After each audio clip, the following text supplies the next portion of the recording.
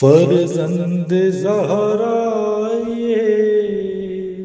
حالات برے ہیں۔ کاشانۂ بصیرت ویب سائٹ، واٹس ایپ اور یوٹیوب چینل پر مشتمل ایک ایسا مکمل پلیٹ فارم جس پر محروم بصارت کے لیے بالخصوص اور تمام افراد کے لیے بالعموم سینکڑوں کی تعداد میں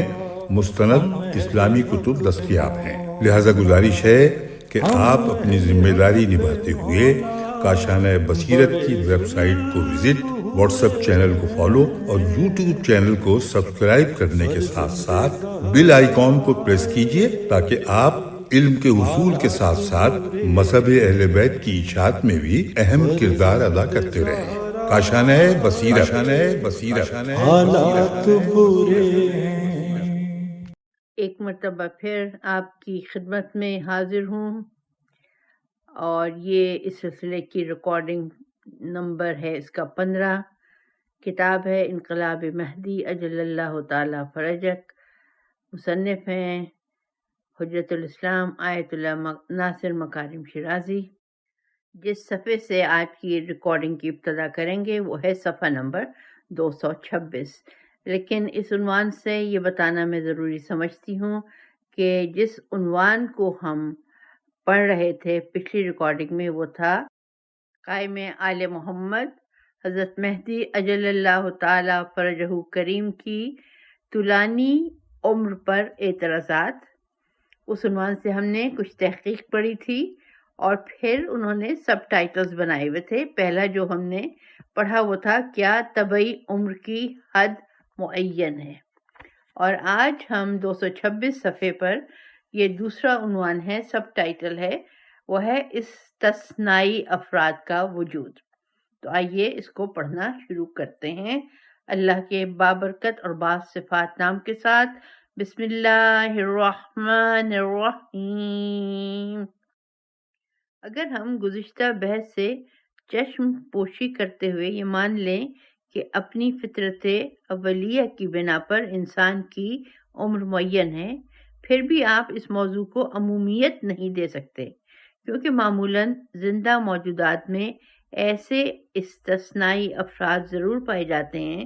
جو سائنس کے اصول اور قوانین پر پورے نہیں اترتے، حتیٰ کہ بعض اوقات سائنس اس کی تفسیر اور تشریح کرنے سے عاجز نظر آتی ہے۔ چنانچہ انسانوں میں ایسے بہت سے افراد نظر آتے ہیں جو ذہانت و فراست، سوجھ بوجھ اور جسمانی طاقت کے لحاظ سے غیر معمولی اور کاملاً استثنائی ہیں۔ ایک ہی قسم کے درختوں یا حیوانوں میں جن کی رشد و نما ظاہراً معین اور ان کی عمر محدود ہے، ایسے درخت یا حیوان بھی پائے جاتے ہیں جو اپنی نوع کے تمام اصول و ضوابط کو توڑ کر خلاف عادت شکل میں ظاہر ہوتے ہیں۔ مثلاً نمبر 1، جن سیاحوں نے اسکاٹ لینڈ کی سیر کی ہے وہ ایک ایسے عجیب و غریب درخت کا پتہ بتاتے ہیں جس کا تنا کا قطر 90 فٹ اور اس کی عمر کا اندازہ 5000 سال لگایا گیا ہے۔ نمبر 2، کیلیفورنیا میں ایک ایسا درخت دیکھا گیا ہے جس کی لمبائی 100 میٹر، نیز نچلے حصے میں اس کا قطر 10 میٹر ہے اور اس کی عمر کا اندازہ 6000 سال لگایا گیا ہے۔ نمبر 3، جزائر کینری میں پائے جانے والے خوبصورت اور رنگ برنگے درختوں کے درمیان دم الاخوین قسم کے ایک درخت نے دانشوروں کو اپنی طرف متوجہ کر لیا ہے۔ اس درخت کے بارے میں کہا جاتا ہے کہ 500 برس پہلے جب سے اس جزیرے کا انکشاف ہوا ہے، اس وقت سے آج تک اس کے رشد و نمو میں کوئی تبدیلی دیکھنے میں نہیں آئی ہے، لیکن اس کے باوجود ایسا معلوم ہوتا ہے کہ اس کی عمر بہت طولانی ہے، حالانکہ اس عرصے میں زمانے کے گزرنے کے اثرات اس کے چہرے پر آشکار نہیں ہوئے ہیں۔ لہٰذا بعض لوگوں کا خیال ہے کہ شاید یہ درخت حضرت آدم کی خلقت سے پہلے بھی موجود تھا۔ نمبر 4، استوائی زمین کے علاقوں میں ایسے درخت پائے جاتے ہیں جن کی عمر جاویدانی ہے، یعنی ان کی جڑیں ہمیشہ پھیلتی رہتی ہیں اور کونپلیں پھوٹتی رہتی ہیں، ان کی عمر کبھی بھی ختم نہیں ہوگی۔ نمبر 5، سنکھوں کے درمیان ایسے سنکھے بھی نظر آتے ہیں جن کی عمر کئی ہزار سال ہے، اور علم الحیات کے ماہروں نے کچھ ایسی مچھلیوں کا انکشاف کیا ہے جن کی عمر کا تخمینہ 30 لاکھ سال لگایا گیا ہے۔ نمبر 6، انسانوں میں ایسے افراد بھی نظر آتے ہیں جو اپنے عجیب و غریب کاموں سے لوگوں کو حیرت میں ڈال دیتے ہیں، حتیٰ کہ جن لوگوں نے ان کے کارناموں کو اپنی آنکھوں سے دیکھا ہے وہ بھی اس کو ماننے کے لیے مشکل ہی سے تیار ہوتے ہیں۔ کون ہے جس نے اخباروں میں اس جوان کے متعلق خبر نہ پڑھی ہو جو اپنی آنکھوں کی خارق العادات توانائی کے ذریعے اپنے ہاتھوں سے اشارہ کیے بغیر دھات سے بنی ہوئی چیزوں یعنی چمچہ اور کانٹے کو ٹیڑھا کر دیتا ہے؟ اس نے اپنے اس کمال کو نامہ نگاروں کے سامنے حتیٰ کہ انگلینڈ میں ٹیلی ویژن پر دکھایا کہ جلدی تسلیم نہ کرنے والے انگریزوں نے بھی اس بات کا اعتراف کر لیا کہ یہ کوئی مکر و فریب و دھوکہ نہیں ہے، بلکہ یہ ایک انوکھا اور استثنائی کام ہے۔ آپ لوگوں نے اخباروں میں اس ایرانی جوان کا ماجرا پڑھا ہی ہوگا جو بلب اور شیشہ وغیرہ کو ریوڑیوں کی طرح چبا جاتا ہے۔ حالانکہ عام طور پر اگر کوئی شخص بھولے سے بھی شیشے کا ایک چھوٹا سا ذرہ کھا جائے تو آپریشن کی نوبت آ جاتی ہے۔ میں نے اخباروں میں ایک ایسے شخص کا واقعہ پڑھا ہے جو اپنی خارق العادات طاقت کے ذریعے درندوں اور وحشی جانوروں کو رام کر لیتا ہے اور نہایت اطمینان کے ساتھ ان حیوانوں کے نزدیک چلا جاتا ہے۔ مشہور و معروف حکیم اور فلسفی ابو علی سینا کے حالات میں ملتا ہے کہ وہ کہا کرتے تھے، جب میں مکتب جایا کرتا تھا، طالب علم جو کچھ استاد کو سنایا کرتے تھے میں اس کو یاد کر لیا کرتا تھا۔ 10 سال کی عمر میں میں نے اس قدر حاصل کر لیا کہ بخارا میں لوگ مجھ کو دیکھ کر تعجب کیا کرتے تھے۔ 12 سال کی عمر میں فتویٰ کی مسند پر جلوہ افروز ہو گیا اور شہر بخارا میں فتویٰ دیا کرتا تھا۔ 16 سال کی عمر میں علم طب میں کتاب قانون تصنیف کی، وہی کتاب جو کئی صدی تک یورپ کے میڈیکل کالجوں کے کورس میں داخل تھی۔ ان کے مختلف حواس سے منجملہ ان کی آنکھ کی روشنی اور قوت سماعت وغیرہ کے بارے میں بھی بہت ہی حیرت انگیز واقعات بیان کیے گئے ہیں۔ اس مختصر کتاب میں ان تمام باتوں کے ذکر کی گنجائش نہیں ہے۔ حوالہ ہے کتاب ہدیۃ الاحباب اور دوسری تاریخوں کا مطالعہ کیجیے۔ یہ ایسے لوگ ہیں جن کی خصوصیتوں کی تفسیر و تشریح سائنسدان حضرات کے لیے ممکن نہیں ہے، کیونکہ ان کی حالت انسانوں کے موجودہ اصول و ضوابط اور معیار کے مطابق نہیں ہے، لیکن ان کی یہ خصوصیت ہمیں ان واقعات کو ماننے سے نہیں روک سکتی۔ چنانچہ انہی واقعات کی روشنی میں ہمیں ایک کلی قانون کو بھی تسلیم کرنا پڑے گا کہ ہم نباتات اور دریائی اور صحرائی جانوروں اور انسانوں میں جو کچھ معمولاً مشاہدہ کرتے ہیں وہ ایک ابدی اور ہماگیر قانون نہیں ہے، بلکہ اس بات کا پورا امکان ہے کہ ان میں ایسے افراد بھی پائے جائیں جو سن و سال، روحانی اور جسمانی توانائیوں کے لحاظ سے غیر معمولی صفات کے مالک ہوں۔ ان کی یہ استثنائی حالت کسی طرح سے اس بات کی دلیل نہیں ہو سکتی کہ ان چیزوں کا تسلیم کرنا سائنس کے خلاف ہے، بلکہ ہمیں اس بات کا اعتراف کرنا پڑے گا کہ سائنس کے اصول و ضوابط کی پہنچ صرف عادی اور معمولی افراد کی حد تک ہے، اور استثنائی لوگ ان اصول و قوانین کی حد سے باہر ہیں۔ اب آ جاتا ہے نمبر 3 عنوان، یہ اعتراض کن لوگوں کی جانب سے ہے؟ اگر حضرت مہدی کی طول عمر کا مسئلہ ان مادہ پرستوں کی جانب سے پیش کیا جائے جو ہر چیز کو طبعی قوانین کے زاویے سے دیکھتے ہیں تو ان کا جواب وہی ہے جو گزشتہ بحثوں میں عرض کیا جا چکا ہے۔ لیکن اگر یہ اعتراض خدا پرستوں کا ہو، یعنی عیسائی، یہودی یا ہمارے سنی بھائی اس طرح کا اعتراض کریں تو ان کے جواب میں ان تمام باتوں کے علاوہ کچھ اور باتیں بھی عرض کرنا پڑیں گی، جو یہ ہیں۔ نمبر 1، یہ لوگ خداوند عالم کی بے کراں قدرت اور اس کے بھیجے ہوئے پیغمبروں کے بہت سے معجزوں پر ایمان رکھتے ہیں۔ دوسرے الفاظ میں یوں عرض کروں کہ یہ لوگ خداوند عالم کو طبعی قوانین کا محکوم نہیں سمجھتے ہیں، بلکہ اس کو ان قوانین پر حاکم مانتے ہیں۔ حضرت عیسیٰ علیہ السلام کا علم طب کے نقطۂ نظر سے ناقابل علاج بیماروں کو شفا دینا،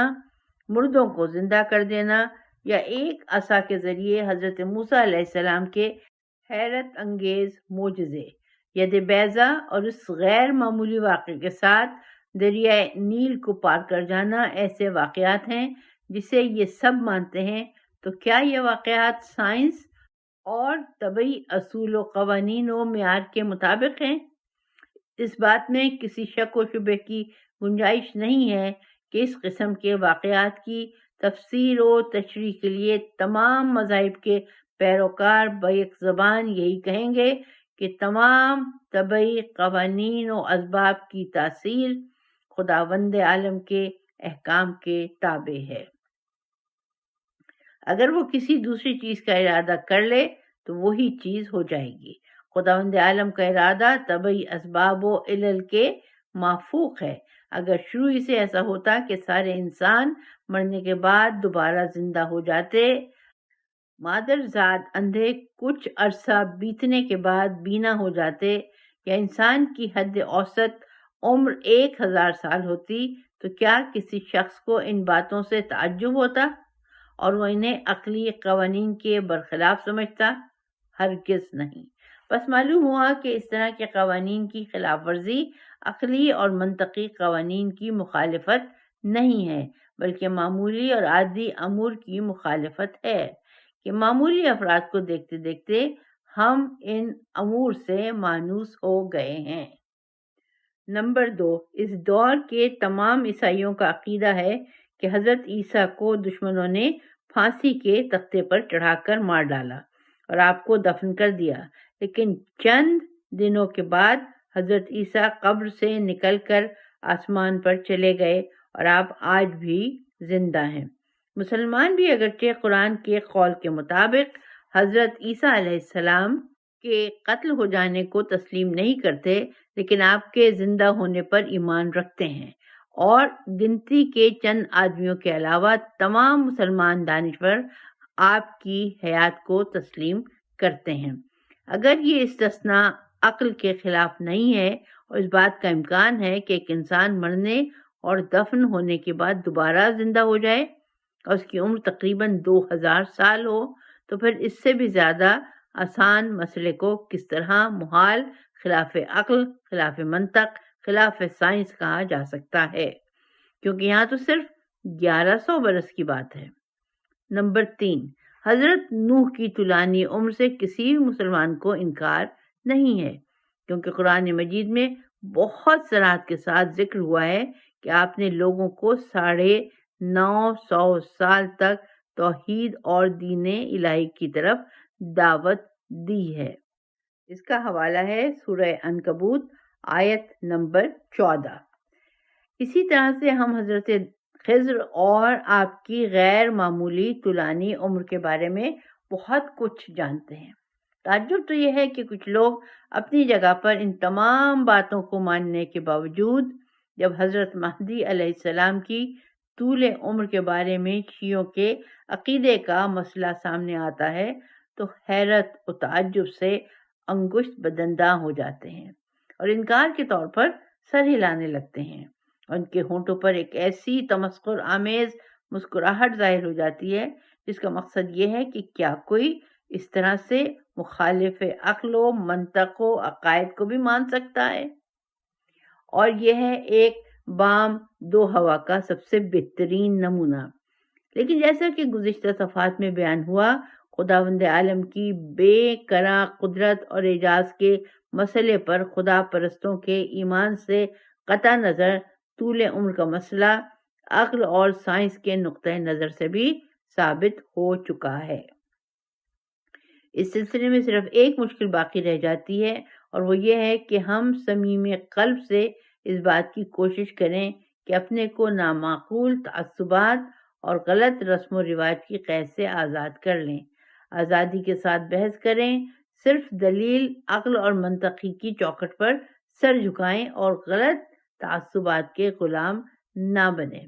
جب ہم اخباروں میں یہ پڑھتے ہیں کہ آسٹریا کے ایک شخص کی عمر کے 140 سال بیت چکے تھے، لیکن اس عرصے میں وہ ایک مرتبہ بھی بیمار نہیں پڑا تھا۔ کولمبیا میں ایک شخص 167 سال کی عمر میں بھی بھرپور جوان تھا، یا چین میں ایک شخص کے بال 253 سال کی عمر میں بھی سیاہ تھے۔ تو ہمیں ان باتوں سے تعجب ضرور ہوتا ہے، کیونکہ بہرحال یہ باتیں معمول کے خلاف ہیں، لیکن اگر یہ خبر کسی سچے اور معتبر شخص نے بیان کی ہو، یا تمام اخباروں میں ایک یقینی خبر کے عنوان سے شائع ہوئی ہو، تو ہم اس کو تسلیم کر لیتے ہیں۔ لیکن جب ہم حدیث میں پڑھتے ہیں کہ القائم هو الذی اذا اخرج کان فی سن الشیوخ ومنظر الشبان قوی فی بدنہ، جب قائم خروج کریں گے تو آپ بوڑھی عمر میں لیکن جوانوں کی صورت میں اور جسمانی اعتبار سے طاقتور ہوں گے، تو ہمیں تعجب ہونے لگتا ہے۔ شیعہ کہتے ہیں آخر کیا بات ہے کہ جو لوگ نوح علیہ السلام و عیسیٰ علیہ السلام کے لیے طولانی عمر کے قائل ہیں، اور ابو علی سینا کے حالات میں اس طرح کی عجیب و غریب خصوصیتوں کو لکھتے ہیں، یا ایک جوان شخص کی نگاہوں کے ذریعے دھات کو ٹیڑھا ہوتے ہوئے اور یا طویل العمر جانداروں اور درختوں کو دیکھ کر یقین کر لیتے ہیں، ان کے لیے تو کسی کے ہونٹوں پر طنزیہ مسکراہٹ ظاہر نہیں ہوتی۔ لیکن جب حضرت مہدی اجل اللہ تعالی فرجہ کی طویل عمر کا مسئلہ پیش آتا ہے تو کچھ لوگ ناک بھون چڑھا کر اعتراضات کی برسات شروع کر دیتے ہیں، اور تعجب کے ساتھ فرماتے ہیں کہ کیا کسی انسان کے لیے اتنی طولانی عمر ممکن ہے؟ مختصر یہ کہ طول عمر کوئی ایسا مسئلہ نہیں ہے جس پر ایک منصفانہ اور منطقی عدالت میں کوئی الزام لگایا جا سکے یا اس کے خلاف فیصلہ سنایا جا سکے۔ یہ تھا صفحہ نمبر 234۔ اب اگلے صفحے پر جو ہے نیا باب ہے، نیا چیپٹر ہے، اور صفحہ ہے اس پہ صرف عنوان لکھا ہوا ہے اس باب کا۔ صفحہ نمبر ہے 235 اور نمبر اس کا شمار ہے 2، طولانی غیبت کا فلسفہ۔ اور اس عنوان کے تحت جو مضمون تحریر ہے وہ ہے صفحہ نمبر 236 سے اس کی ابتدا ہوتی ہے۔ تو آئیے پڑھتے ہیں۔ حضرت مہدی اجل اللہ تعالی فرجہ کے بارے میں شیعہ عقیدے پر آپ کی طولانی عمر کے امکان کو تسلیم کرنے کے بعد دوسرا اعتراض آپ کی طولانی غیبت کے بارے میں ہے۔ کہا جاتا ہے کہ دنیا میں کافی حد تک ظلم و ستم و فساد موجود ہونے کے باوجود حضرت مہدی ظہور کیوں نہیں کرتے؟ اپنے انقلاب کے ذریعے دنیا کو عدل و انصاف کے راستے پر کیوں نہیں لگاتے؟ آخر ہم کب تک بیٹھے ہوئے ظلم و ستم، خونریز جنگوں اور مٹھی بھر خدا سے غافل ظالموں اور تباہ کاروں کے ظلم و ستم کا نظارہ دیکھتے رہیں گے؟ آپ کی غیبت اس قدر طولانی کیوں ہو گئی ہے؟ اب آپ کو کس چیز کا انتظار ہے، اور آخر اس طولانی غیبت کا راز کیا ہے؟ لیکن اس بات کو بھی مد نظر رکھنا چاہیے کہ اگرچہ معمولاً غیبت کے مسئلے میں یہ سوال شیعوں سے کیا جاتا ہے، لیکن ذرا سا غور و فکر کرنے کے بعد آپ پر یہ حقیقت اچھی طرح آشکار ہو جائے گی کہ اس مسئلے میں دوسرے لوگ بھی برابر کے شریک ہیں، یعنی وہ تمام حضرات جو ایک عالمی عظیم مسئلے کے ظہور کے سلسلے میں یہ اعتقاد رکھتے ہیں کہ ایک دن وہ انقلاب برپا کر کے پوری دنیا کو عدل و انصاف سے بھر دیں گے۔ یہی سوال ایک دوسری شکل میں ان سے بھی کیا جا سکتا ہے، چاہے وہ شیعوں کے عقائد کو سرے سے نہ مانتے ہوں۔ ان سے سوال یوں کیا جا سکتا ہے کہ اس عظیم مسئلے کی ولادت ابھی تک کیوں نہیں ہوئی، اور اگر پیدائش ہو چکی ہے تو پھر انقلاب کیوں نہیں آتا، اور پیاسی دنیا کو اپنے عدل و انصاف کے جام سے سراب کیوں نہیں کرتا۔ اس لیے اگر اس سوال کا رخ فقط شیعوں کی جانب رکھا جائے تو یہ ایک بہت بڑی غلطی ہوگی۔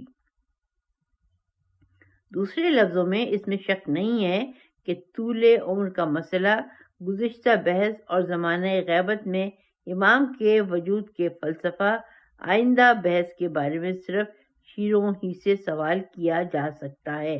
لیکن آپ کے ظہور میں تاخیر کا فلسفہ ایک ایسا مطلب ہے جس کے بارے میں ان تمام لوگوں کو غور و فکر کرنا چاہیے جو اس عالمی مسئلے کے ظہور پر ایمان رکھتے ہیں کہ اس انقلاب کے لیے دنیا کی مکمل آمادگی کے باوجود آپ کا ظہور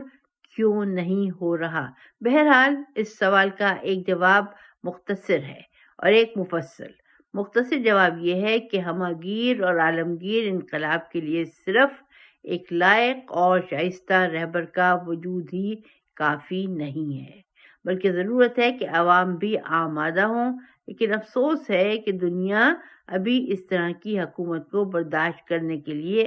آمادہ نظر نہیں آتی۔ دنیا میں آمادگی پیدا ہوتے ہی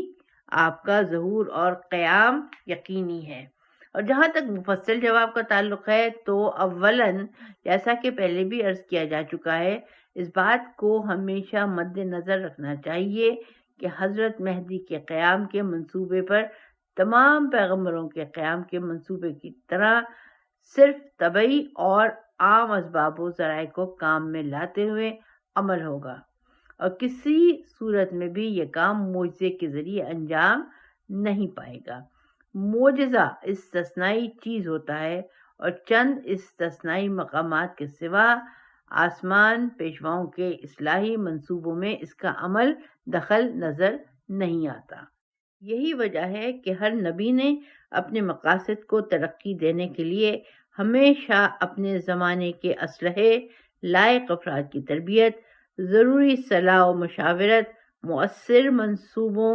جنگ کی صحیح حکمت عملی اور تدبیروں، اور مختصر یہ کہ ہر طرح کے مادی اور معنوی ذرائع سے کام لیا ہے۔ وہ اس انتظار میں ہاتھ پر ہاتھ دھرے بیٹھے نہیں رہے کہ ہر روز ایک نیا معجزہ ہو اور دشمن چند قدم پسپا ہو جائے، یا یہ کہ مومنین ہر روز معجزے کے سہارے ترقی کے میدان میں آگے بڑھیں۔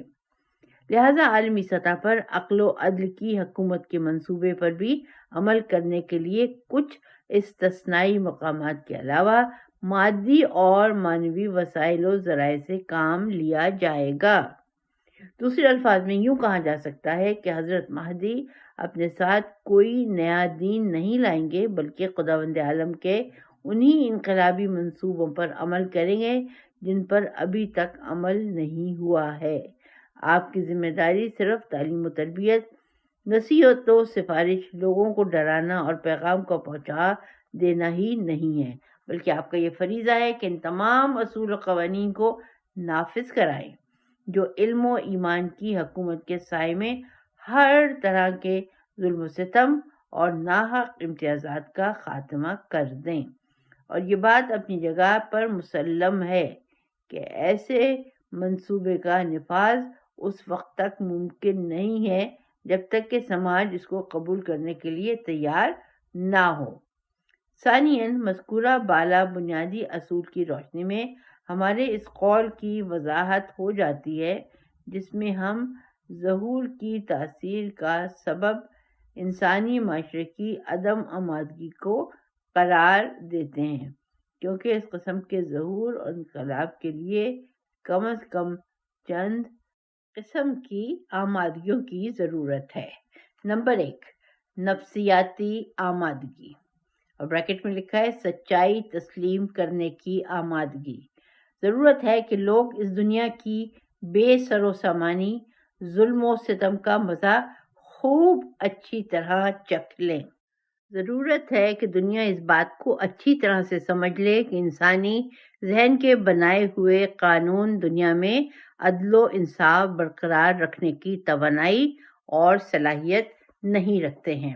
ضرورت ہے کہ پوری دنیا یہ بات اچھی طرح سے سمجھ لے کہ صرف مادی اصول و قوانین اور موجودہ قوت نافذہ اور انسانوں کے خود ساختہ ضوابط کے زیر سایہ دنیا کی مشکلیں حل نہ ہو سکیں گی،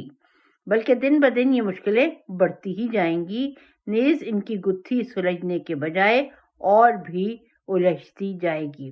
ضرورت ہے کہ پوری بشریت کو اس بات کا احساس ہو جائے کہ اس دور کی یہ مشکلیں اور بحران موجودہ نظاموں کی پیداوار ہیں، اور آخرکار یہ نظام ان مشکلوں کو حل کرنے سے عاجز ہو جائیں گے۔ ضرورت ہے کہ دنیا انسانیت یہ سمجھ لے اس عظیم مقصد کو حل کرنے کے لیے کچھ ایسے نئے اصول اور نظام کی ضرورت ہے جو انسانی اقدار، ایمان، بشری عطوفت اور اخلاق کی بنیاد پر قائم ہوں، کیونکہ بے جان، ناقص، خشک اور مادی اصول سے کام نہیں چل سکتا۔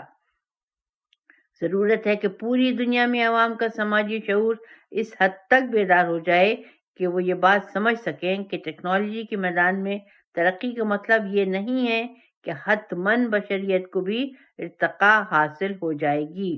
اور انسان کو خوشحالی اور سعادت نصیب ہو جائے گی، بلکہ ترقی یافتہ ٹیکنالوجی صرف اسی وقت خوشحال اور سعادت کی ضمانت بن سکتی ہے جبکہ یہ ٹیکنالوجی انسان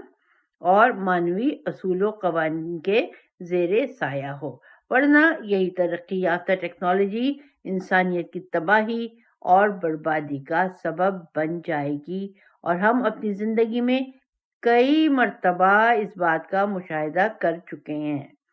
ضرورت ہے کہ ساری دنیا کے عوام یہ سمجھ لیں کہ اگر یہ صنعتیں بت کی شکل اختیار کر لیں تو موجودہ مشکلات میں اور بھی اضافہ کر دیں گی، جنگوں میں تباہی اور بربادی کے دائرے کو اور بھی زیادہ وسیع کر دیں گی، بلکہ ان صنعتوں کو اوزار کے طور پر لائق انسانوں کے اختیار اور کنٹرول میں ہونا چاہیے۔ خلاصہ یہ کہ ضرورت ہے کہ پوری بشریت پیاسی ہو، اور جب تک اس کو پیاس نہیں لگے گی یہ پانی کے چشموں کی تلاش میں نہیں نکلے گی۔ دوسرے الفاظ میں جب تک لوگوں میں مانگ نہ ہو کسی قسم کے اصلاحی منصوبے کو پیش کرنا مفید نہ ہوگا۔ اس لیے ضرورت اس بات کی ہے معاشی مسائل سے زیادہ سماجی مسائل میں رست اور طلب کے اصول پر توجہ دی جائے۔ لیکن یہاں یہ سوال ابھرتا ہے کہ اس پیاس اور طلب کو کیوں کر ایجاد کیا جا سکتا ہے؟ اس کا جواب یہ ہے کہ کچھ تو وقت اس کو ایجاد کر دے گا، کیونکہ اس کے لیے وقت اور زمانہ بہت ضروری ہے، لیکن اس سلسلے کی کچھ چیزیں تعلیم و تربیت سے تعلق رکھتی ہیں۔ معاشرے کے ذمہ دار، مومن اور باخبر دانش مندوں کی طرف سے جو احیاء فکری شروع ہوتا ہے، یہ عمل اسی کے ساتھ انجام پانا چاہیے۔ ان دانش مندوں کا وظیفہ ہے کہ اپنے انسان ساز منصوبوں کے ذریعے کم از کم دنیا کے عوام کو یہ بات سمجھائیں کہ ان کی اصل مشکلیں موجودہ اصول و قوانین اور اسلوب کے ذریعے حل نہیں ہو سکیں گی، اور بہرحال اس وظیفے کو انجام دینے کے لیے بھی وقت درکار ہے۔ نمبر 2، ثقافتی اور صنعتی ارتقاء۔ پوری دنیا کو ایک جھنڈے کے نیچے جمع کرنے، ہر جگہ پر طاقت کے نشے میں چور ظالموں اور ستم گروں کے زور کو ختم کرنے، نیز ہر معاشرے میں اعلیٰ پیمانے پر تعلیم و تربیت کو رائج کرنے کے لیے،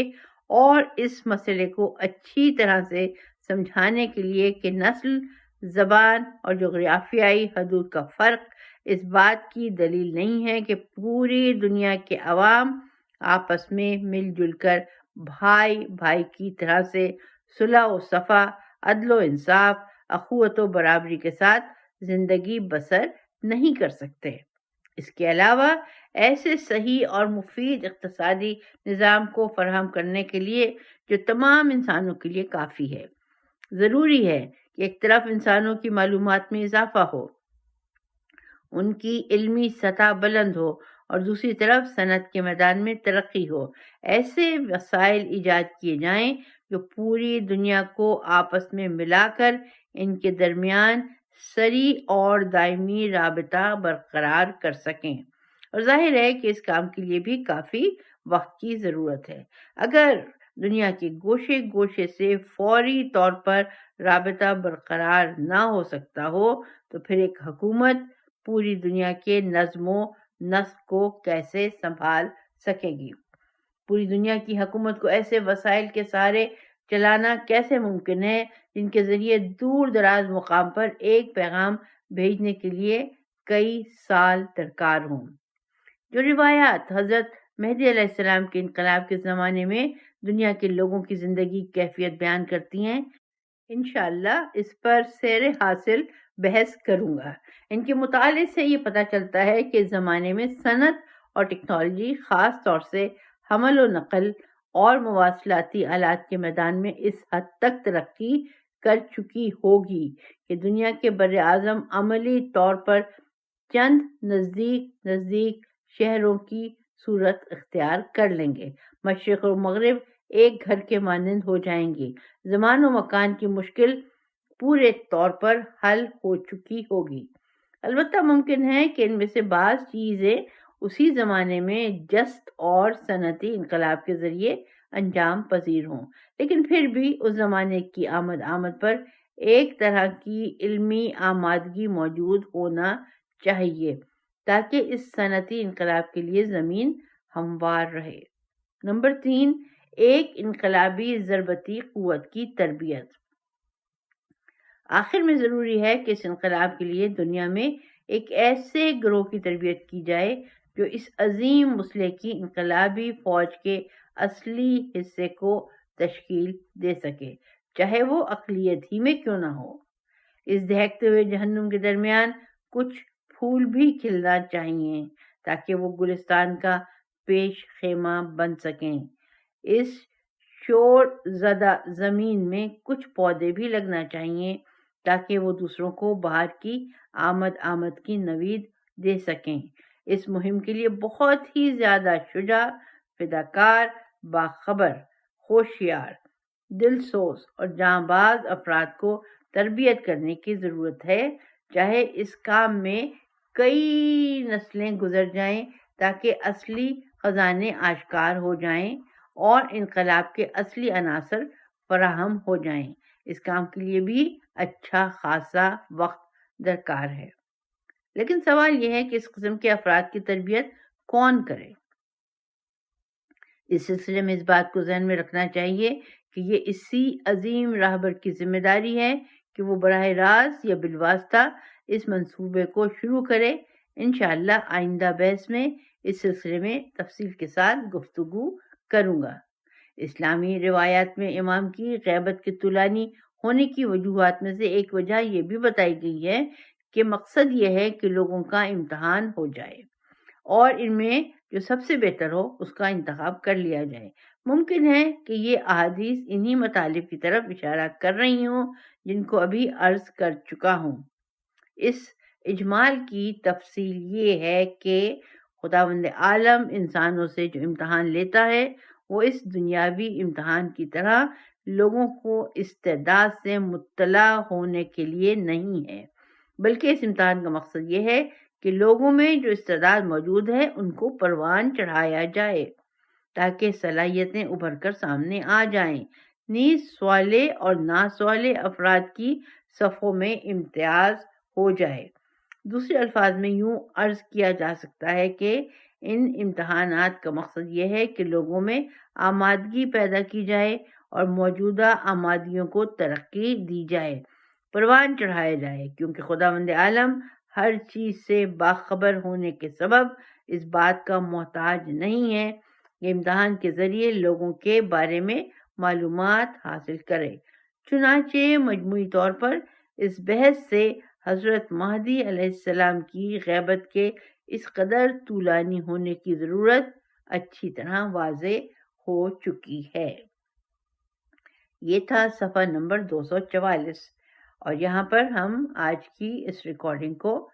مکمل کریں گے، اور انشاءاللہ اگلی جو ریکارڈنگ ہم شروع کریں گے وہ ہے صفحہ 245 پر، اور 245 پر جو عنوان دیا گیا ہے، نیا چیپٹر ہے، نیا باب ہے، وہ ہے پردہ غیبت میں امام کے وجود کا فلسفہ۔ انشاءاللہ تعالی اس کے ساتھ میں حاضر خدمت ہوں گی۔ اس وقت تک کے لیے آپ سے اجازت چاہتی ہوں۔ فی امان اللہ۔